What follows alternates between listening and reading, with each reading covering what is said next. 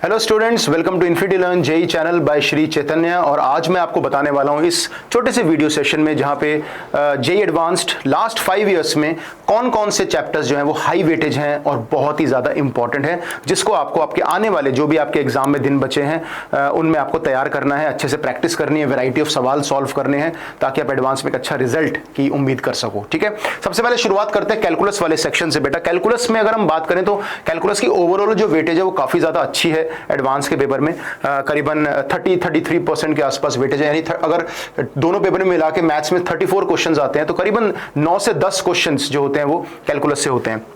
अगर हम पिछले 5 साल की बात करें तो ऑब्वियसली अगर सबसे ज्यादा जो इंपॉर्टेंट टॉपिक है जिसके हाई वेटेज वाला वो है डेफिनेट इंटीग्रेशन। इसकी रेटिंग हम नंबर 1 कर देते हैं क्योंकि सबसे ज्यादा सवाल अगर आप देखोगे पिछले कुछ सालों में सबसे ज्यादा क्वेश्चन आए हैं। 2024 में देखो, 2020, 21, 22, हालांकि 23 में एक सवाल आया था, लेकिन स्टिल इसकी वेटेज जो है काफी ज्यादा है आपके जेई एडवांस्ड के अंदर।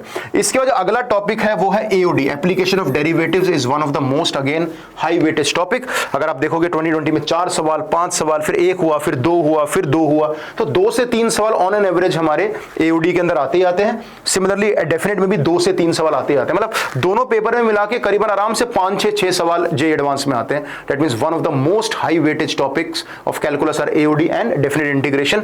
उसके अलावा कॉन्टिन्यूटी डिफरेंशियबिलिटी उतना हाई वेटेज नहीं है, लिमिट्स उतना हाई वेटेज नहीं है ना, मतलब ठीक है 2 सवाल आते हैं तो हम तीसरा नंबर इसको दे देते हैं लिमिट्स को, क्योंकि ऐसा हो नहीं सकता कि लिमिट से सवाल ना आए। सीएनडी से कभी आता है, कभी नहीं आता, कभी कभार या एक आध सवाल देख लो। आप सीएनडी से आपको 2020 में 3 सवाल मिले थे, लेकिन उसके बाद सारा ब्लैंक खाली है, तो जनरली सवाल देखने को नहीं मिलते। लिमिट्स में हाँ हम बोल सकते हैं कि 2 क्वेश्चन पूछे गए हैं, तो तीसरे नंबर का वेटेज इसका है। बाकी फंक्शंस हैं और एरिया डिफरेंशियल्स हैं, उनमें एक एक सवाल तो आपको देखने को मिलेगा ही मिलेगा। पर अगर हाई वेटेज की बात करें तो you should go for definite integration में मेहनत करो, एओडी में मेहनत करो, थोड़े लिमिट्स में मेहनत करो, और बाकी अपना फंक्शंस, एरिया, डिफरेंशियल तो अपना बेसिक ही आएगा। ठीक है, so this is about calculus. अगर हम बात करते हैं कोऑर्डिनेट ज्योमेट्री की तो स्ट्रेट लाइन बिल्कुल खाली है। स्ट्रेट लाइन से सवाल बहुत कम पूछते हैं। अगर करना ही है तो बेसिक्स करना या फिर बिल्कुल एंड में करना, मतलब ज्यादा फोकस करने की इतनी वो नहीं है नीड। अगर आपको फोकस करना ही है तो please go for conic sections. Conic sections जो है वो बहुत हाई वेटेज है और सर्कल्स भी ठीक ठाक, मतलब नंबर 1 ही आएगा, नंबर 2 ही आएगा। कोनिक सेक्शन पहले कर लेना, मतलब कोनिक सेक्शन में पैराबोला, एलिप्स, हाइपरबोला तीनों ही काफी इंपॉर्टेंट है। और 3 सवाल, 2 सवाल, 4, 3, 2, बहुत सारे सवाल इसमें से आते हैं और ये डुएबल सवाल होते हैं। भले थोड़े लेंदी होते हैं लेकिन वो एक स्टोरी की तरह होते हैं कि आपने पढ़ा और सवाल आप सॉल्व करते चले गए, है ना। Circles is again easy chapter है, बहुत मुश्किल क्वेश्चन सर्कल से नहीं पूछे जाते, चाहे वो 2 सर्कल्स की कंडीशंस हो, ऑर्थोगोनैलिटी हो, फैमिली ऑफ सर्कल्स हो, या फिर circle touching X axis Y axis हो, मतलब जो जनरल सवाल होते हैं, जो बेसिक्स हैं। और देख सकते हो पिछले कुछ सालों में एक सवाल आया है जहां पे 2 सवाल है, मतलब है इंपॉर्टेंट। लेकिन सर्कल्स इज इंपॉर्टेंट और conic section important. Straight line में बेसिक्स कर सकते हो, पर यह कि हाई वेटेज की अगर बात करें आज के सेशन में तो ये 2 टॉपिक्स तो हैं ही। ठीक है, अगर हम अलजेब्रा की बात करें तो सबसे ज्यादा हाई वेटेज है मैट्रिसेस एंड डिटरमिनेंट्स।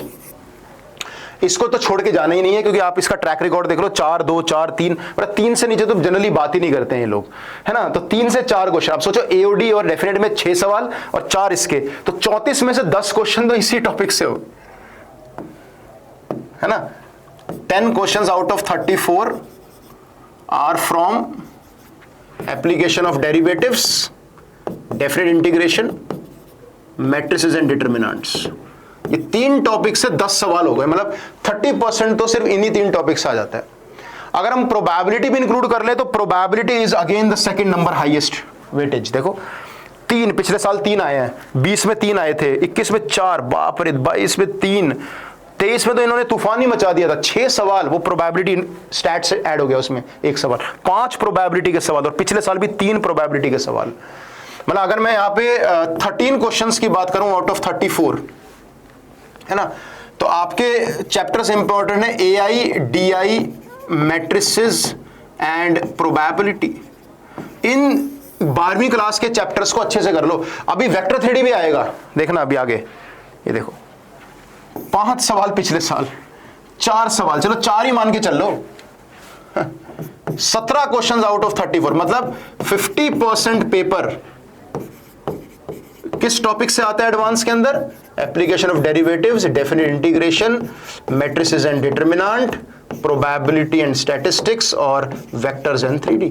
तो 12वीं क्लास में 50% पेपर तो इसी से आता है। अगर हम लिमिट्स, फंक्शंस, एरिया, डिफरेंशियल को भी ऐड कर लें और इनवर्स ट्रिग्नोमेट्री को ऐड कर लें तो फंक्शन से एक सवाल, एरिया डिफरेंशियल से एक सवाल, 3 सवाल वो हो गए, एक इनवर्स से हो गया, 4 सवाल, मतलब 21 questions out of 34 are from class 12th। बस 13 ही सवाल क्लास 11वीं से आते हैं। तो अब जो बच्चा बोलते हैं सर 11वीं मेरी वीक है, तो अगर 12th स्ट्रांग है तो 21 क्वेश्चंस का चांस है आपके पास। और 11th के अंदर भी ट्रिग्नोमेट्री, क्वाड्रेटिक, सीक्वेंस सीरीज, ये स्टिल, और थोड़ा बहुत कोनिक सेक्शन के एक आध सवाल वो भी करने लायक होते हैं। तो मेरा कहने का मतलब बेटा ये है कि हाई वेटेज में 12th क्लास ज्यादा हाई वेटेज है, क्योंकि आप खुद अंदाजा लगा सकते हो कि 60 to 70% paper is from class 12th in mathematics in JEE advanced, है ना। 60% पेपर कम से कम आता है, 60 से 70% पेपर, ठीक है ना। ओके, चलिए, तो यहां पे हम आ जाते हैं। तो सेकंड नंबर हो गया। फिर प्रोबेबिलिटी के साथ पीएनसी भी तीसरे नंबर पे इंपॉर्टेंट है, थर्ड नंबर पे पीएनसी आ जाता है, और बाकी बाइनोमियल नॉर्मल है, कॉम्प्लेक्स नॉर्मल है, सीक्वेंस सीरीज भी ठीक है, आ जाता है क्वेश्चंस, है ना। मतलब क्वाड्रेटिक भी बहुत ज्यादा इंपॉर्टेंट, मतलब क्वाड्रेटिक बाइनोमियल से ज्यादा सवाल नहीं आते, एक सवाल आता है, इनसे एक सवाल आएगा, इससे भी एक सवाल आएगा। कॉम्प्लेक्स से भी जनरली आ जाते हैं क्वेश्चन, ये अगले नंबर पे 4th नंबर पे हो गया और ये 5th नंबर पे हो गया। तो ये टॉपिक्स इसी ऑर्डर में तैयार करना, मैट्रिसेस सबसे ज्यादा ध्यान देना, प्रोबेबिलिटी सेकंड नंबर, फिर पीएनसी, प्रोबेबिलिटी के साथ पीएनसी मर्ज कर देना, फिर कॉम्प्लेक्स और सीक्वेंस सीरीज। कॉम्प्लेक्स से काफी सवाल आया, पिछले साल एक आया बट 2 2 3 2 तो आते हैं सवाल, और सीक्वेंस सीरीज से भी यहां पे नहीं आया बट 2 2 1 बेटर है, मतलब लेकिन डुएबल होते हैं सीक्वेंस सीरीज के सवाल, है ना। तो ये आप इस तरह से तैयार करना बेटा अपने जो टॉपिक्स हैं। हाई वेटेज वेक्टर थ्योरी मैंने डिस्कस कर ही लिया है, 5 से नीचे तो बात ही नहीं करते हैं वो लोग, 3 या 4 के नीचे, है ना। सॉल्यूशन ऑफ ट्रायंगल्स अब हट गया है, तो होपफुली हर साल इसका क्वेश्चन आया है, तो अब 2024 में नहीं आया तो 2025 में नहीं आएगा। आईटीएफ और ट्रिग्नोमेट्री जो है वो बिल्कुल आपके लो वेटेज है, लेकिन स्कोरिंग बहुत है। तो मैं ये नहीं कहूंगा कि इसको करना मत, पर मैं हाई वेटेज की बात करूंगा। वेक्टर थ्योरी आ रहा है, ट्रिग्नोमेट्री हाई वेटेज में कभी भी नहीं आता, पर लो वेटेज है, लेकिन बट वेरी स्कोरिंग, बहुत स्कोरिंग होता है। इनवर्स ट्रिग्नोमेट्री के सवाल कई बार आ जाते हैं, पिछले 2023 में 2 सवाल आए थे, देखो इनवर्स ट्रिग्नोमेट्री के 2 सवाल है, इस बार भी बहुत आसान सवाल आया था पेपर 2 में। तो ये बहुत ही स्कोरिंग होता है, तो इनको छोड़ने की जरूरत नहीं है। छोड़ा तो कर कुछ भी नहीं है, जो हाई वेटेज है वो करने ही करना है, जो लो वेटेज है उनका बेसिक्स करना है, लेकिन जो लो वेटेज के साथ स्कोरिंग भी है, जो इजी है, उनमें तो आप आराम से स्कोर कर सकते हो। 4000 रैंक लाने के लिए कितने % नंबर चाहिए आप देख सकते हो। पिछले साल 47% के आसपास, 42, 32, 40, मतलब अप्रोक्सीमेटली 45% के आसपास लगा लो। 42, 45% में आप आराम से 5000, 6000 मतलब के अंदर आप आराम से रैंक लेके आ सकते हो, यानी कि अराउंड 140 प्लस अगर आपके नंबर हैं, 140, 150 के बीच में नंबर ला रहे हो out of 360, that means you are doing good. आपको बहुत अच्छी कॉलेजेस, बहुत अच्छी ब्रांचेस आईआईटीज में मिल जाएंगी, है ना। तो हाई वेटेज में प्लीज इन टॉपिक्स पे ध्यान दीजिए, इनके पीवाईक्यूज लगाइए। सबसे पहला काम, कोई आपके पास मॉड्यूल है जे एडवांस का तो वो आप प्लीज सॉल्व कीजिए, और मॉक टेस्ट सीरीज जरूर देना, क्योंकि ये हमारी टेस्ट सीरीज है जिससे which is completely free of cost, और ये एडवांस के बच्चों के लिए श्री चैतन्य के स्टूडेंट्स यही देकर इतनी अच्छी रैंक्स लेकर आते हैं। ये बहुत ही कारगर साबित होता है एडवांस की प्रिपरेशन में, और जो आपको मॉक टेस्ट देना होता है एडवांस में, जो आपका एक एग्जाम टेम्परामेंट बिल्ड होता है, वो इसी टेस्ट सीरीज की वजह से होता है। तो दिस इज एब्सोल्युटली फ्री, है ना। तो इतना बड़ा कोचिंग श्री चैतन्य, और it's giving advance test series free, that means you have to grab it. अभी के अभी ग्रैब कर लो, और इसमें कोड यूज करना AITS 100 फ्री, इसका लिंक डिस्क्रिप्शन बॉक्स में दिया है। तो AITS 100 फ्री यूज करोगे तो आपको एकदम एब्सोल्युटली फ्री, कोई कॉस्ट नहीं आपको देनी है, ठीक है। सो थैंक यू सो मच बच्चों। आज की छोटी सी वीडियो सिर्फ इसी चीज को बताने के लिए थी कि जो हाई वेटेज चैप्टर्स हैं वो आप प्लीज दिमाग में रखो, नोट करके रखो, और उसमें ज्यादा मेहनत करो। और कोई ऐसा चैप्टर है जो आपको लग रहा है लो वेटेज है लेकिन स्कोरिंग है, उसको भी खत्म करो। लेकिन कोई ऐसा चैप्टर है जो आपको काफी टफ लगता है उसका और हाई वेटेज है, तो उसको थोड़ी सी आप मेहनत प्रैक्टिस करो। लेकिन कोई ऐसा चैप्टर जो आपको टफ लगता है लेकिन जैसे स्ट्रेट लाइन है और वो उसका वो वेटेज भी नहीं है, तो आप थोड़ा बहुत करके उसको स्किप कर, मतलब थोड़ा बहुत पढ़ के आप पीवाईक्यूज करके स्किप कर सकते हो, है ना।